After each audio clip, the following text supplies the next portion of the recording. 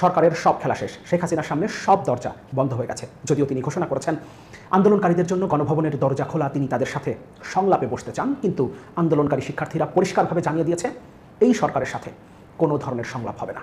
আওয়ামী লীগ সংলাপের আহ্বান জানিয়েছিল আন্দোলনকারী শিক্ষার্থীদের, তারা পরিষ্কারভাবে জানিয়েছে কোনো খুনি গোষ্ঠীর সাথে শিক্ষার্থীরা কোনো ধরনের আলোচনায় বসবে না। প্রধানমন্ত্রীকে বলবো, আপনি গণভবনের দরজা খোলা রাখুন, কারণ ওই দরজা দিয়ে আপনাকে বের হয়ে যেতে হবে এবং সেই দরজা দিয়ে এই আন্দোলনকারী শিক্ষার্থীদের প্রতিনিধিরাই ঢুকবে, তবে সরকারের অংশ হিসেবে। নতুন সরকারটা যখন গঠিত হবে তখন সেই সরকারের প্রতিনিধি হিসেবে তারা গণভবনে ঢুকবে। সুতরাং দরজা আপনাকে খোলা রাখতে হবে। আজকে সকাল থেকে সরকারের সব খেলা শেষ। শেখ হাসিনার সামনে সব দরজা বন্ধ হয়ে গেছে। যদিও তিনি ঘোষণা করেছেন আন্দোলনকারীদের জন্য গণভবনের দরজা খোলা, তিনি তাদের সাথে সংলাপে বসতে চান, কিন্তু আন্দোলনকারী শিক্ষার্থীরা পরিষ্কারভাবে জানিয়ে দিয়েছে এই সরকারের সাথে কোনো ধরনের সংলাপ হবে না।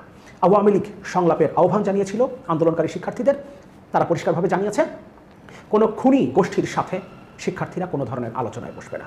প্রধানমন্ত্রীকে বলবো, আপনি গণভবনের দরজা খোলা রাখুন, কারণ ওই দরজা দিয়ে আপনাকে বের হয়ে যেতে হবে এবং সেই দরজা দিয়ে এই আন্দোলনকারী শিক্ষার্থীদের প্রতিনিধিরাই ঢুকবে, তবে সরকারের অংশ হিসেবে। নতুন সরকারটা যখন গঠিত হবে তখন সেই সরকারের প্রতিনিধি হিসেবে তারা গণভবনে ঢুকবে। সুতরাং দরজা আপনাকে খোলা রাখতে হবে। আজকে সকাল থেকে প্রধানমন্ত্রী একের পর এক শিক্ষার্থীদের দাবি দাওয়া মেনে নিতে শুরু করেছেন।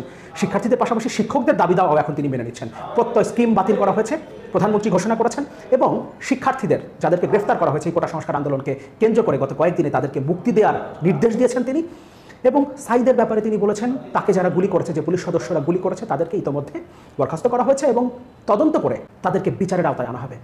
এখন একের পর এক শিক্ষার্থীদের দাবি দেওয়া সরকার মেনে নিতে শুরু করেছে, কিন্তু শিক্ষার্থী প্রতিনিধিরা পরিষ্কারভাবে জানিয়ে দিয়েছেন, বৈষম্যবিরোধী ছাত্র আন্দোলনের সমন্বয়করা, এখন আর 9 দফা দাবি মেনে নেবার সময়ও নেই। অর্থাৎ প্রধানমন্ত্রী যদি এখন এই হত্যার দায় স্বীকার করে প্রকাশ্যে ক্ষমাও চান, তাহলেও শিক্ষার্থীরা আর ঘরে ফিরে যাবে না। এখন দফা একটাই, ছাত্র জনতার একটাই দফা, শেখ হাসিনার পদত্যাগ। এই সরকারের পতন না হওয়া পর্যন্ত শিক্ষার্থীরা ঘরে ফিরে যাবে না।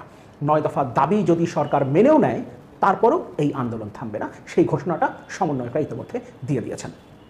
আজকে সারাদিনে সকাল থেকে সন্ধ্যা পর্যন্ত সারাদিন পুরো বাংলাদেশ আন্দোলনকারীদের দখলে ছিল। শিক্ষার্থীদের পাশাপাশি সকল শ্রেণী পেশার মানুষ, সাধারণ জনগণ, এমন কেউ নেই এই আন্দোলনে শরিক হননি, এবং তাদের দখলে ছিল পুরো বাংলাদেশ। শহীদ মিনারের পরিস্থিতি আমরা নিশ্চয়ই জানি। ইনফ্যাক্ট আমি নিজেও সশরীরে সেখানে উপস্থিত ছিলাম, আমি দেখেছি সেখানকার পরিস্থিতি, ঢাকার অন্যান্য জায়গার পরিস্থিতিও দেখেছি।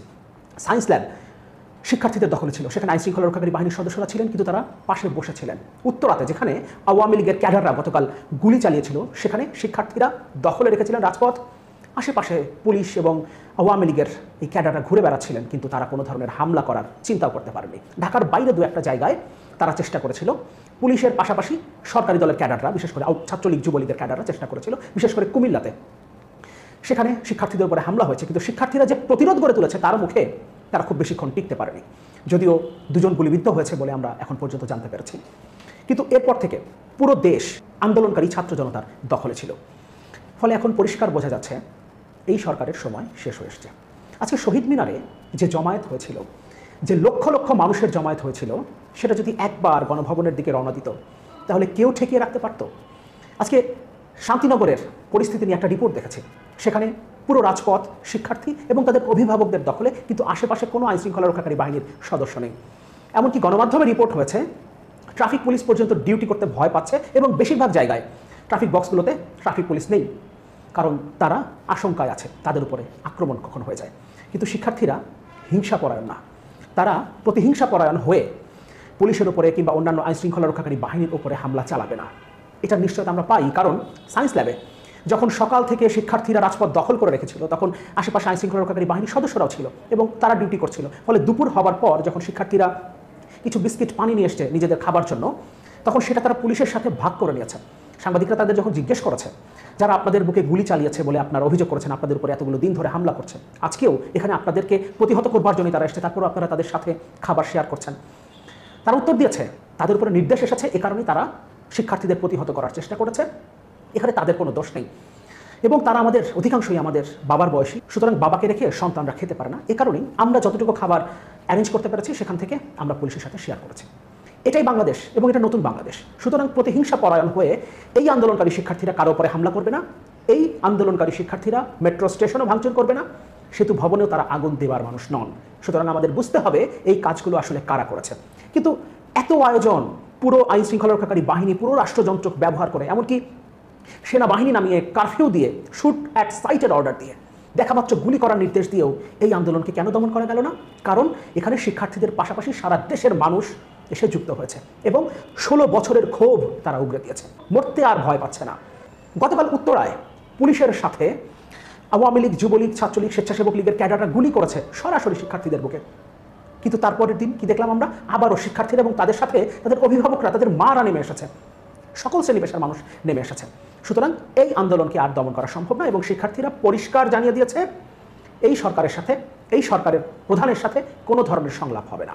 এবং 9 দফা দাবি, যে দাবির প্রথম দফা হচ্ছে শেখ হাসিনার নিঃশর্ত ক্ষমা চাওয়া, হত্যার দায় স্বীকার করে, সেটা করা হলেও শিক্ষার্থীরা মাঠ ছেড়ে যাবে না, কারণ এখন 9 দফা 1 দফায় পরিণত হয়েছে।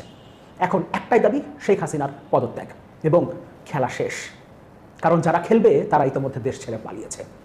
প্রধানমন্ত্রীর আত্মীয় স্বজনও পালাতে শুরু করেছে এবং খেলার ঘোষণা দিয়ে শামীম ওসমানও পুরো পরিবার নিয়ে দেশ ছেড়ে পালিয়েছেন।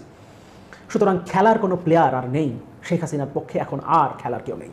হ্যাঁ, একটা হতে পারে, সেনাবাহিনীকে তারা ব্যবহার করতে পারে, এখন জরুরি অবস্থা জারি করতে পারে, কিংবা সেনা শাসনও কি আসতে পারে, হতে পারে। সরকার বা শেখ হাসিনা সেফ এক্সিট পাওয়ার জন্য নানান কিছুই করতে পারেন, কিন্তু কোনো কিছুই আসলে টিকবে না। শিক্ষার্থীরা এগুলো কিছুই মেনে নেবে না। জনগণের প্রতিনিধির হাতে ক্ষমতা হস্তান্তর করতে হবে এবং সেখানে অবশ্যই এই বৈষম্য বিরোধী ছাত্র আন্দোলন তথা শিক্ষার্থীদের, আন্দোলনকারীদের প্রতিনিধি থাকতে হবে এমন একটা সরকার গঠন করে, যেখানে রাজনীতিবিদ, সিভিল সোসাইটির সদস্য, শিক্ষক, বুদ্ধিজীবী যারা আছেন, বিশেষ করে এই আন্দোলনে যারা সম্পৃক্ত ছিলেন এবং এতগুলো বছর ধরে, এই 16 বছর ধরে যারা এই স্বৈরাচারের বিরুদ্ধে লড়াই করেছেন, তাদের প্রতিনিধিদের নিয়ে এবং অবশ্যই এই আন্দোলনকারী শিক্ষার্থীদের প্রতিনিধিদের নিয়ে একটা অন্তর্বর্তীকালীন সরকার গঠন করতে হবে এবং সেই সরকারের হাতে ক্ষমতা ছেড়ে দিয়ে আপনাকে যেতে হবে। অন্যথায় আজকে যে জমায়েতটা হয়েছিল শহীদ মিনারে, আজকে যে জমায়েতটা হয়েছিল সায়েন্স ল্যাবে কিংবা শান্তিনগরে কিংবা উত্তরায়, পুরো দেশে আজকে যে জমায়েতটা হয়েছিল, এখানকার একটা জমায়েত, কোনো একটা জমায়েত যদি গণভবনের উদ্দেশ্যে রওনা করে, তাহলে শ্রীলঙ্কার পরিস্থিতির কথা আপনারা একটু স্মরণ রাখবেন। কি পরিস্থিতি হয়েছিল, কিভাবে পালাতে হয়েছে এবং সরকারের মন্ত্রীদের কি অবস্থা হয়েছিল, কিভাবে দিগম্বর হয়ে ছুটতে হয়েছে, সেগুলো একটু মাথায় রাখবেন। সুতরাং এখনো সময় আছে, সত্যিকারের জনগণের প্রতিনিধিদের হাতে ক্ষমতা হস্তান্তর করুন এবং সেটা আবার যদি কোনো জরুরি অবস্থা কিংবা সেনা শাসন এ ধরনের কোনো পায়তারা করবার চেষ্টা করেন, শিক্ষার্থীরা কিন্তু সেটা মেনে নেবে না। আবারও নতুন করে কোনো রক্তক্ষয়ী সংগ্রামের দিকে দেশকে ঠেলে দেবেন না। এখনো সময় আছে, পদত্যাগ করুন। শিক্ষার্থীদের, আন্দোলনকারীদের, দেশের জনগণের পালস এতদিন বুঝতে পারেননি, 16 বছর বুঝতে পারেননি, অন্তত এবার বোঝার চেষ্টা করুন নিজেদের স্বার্থেই।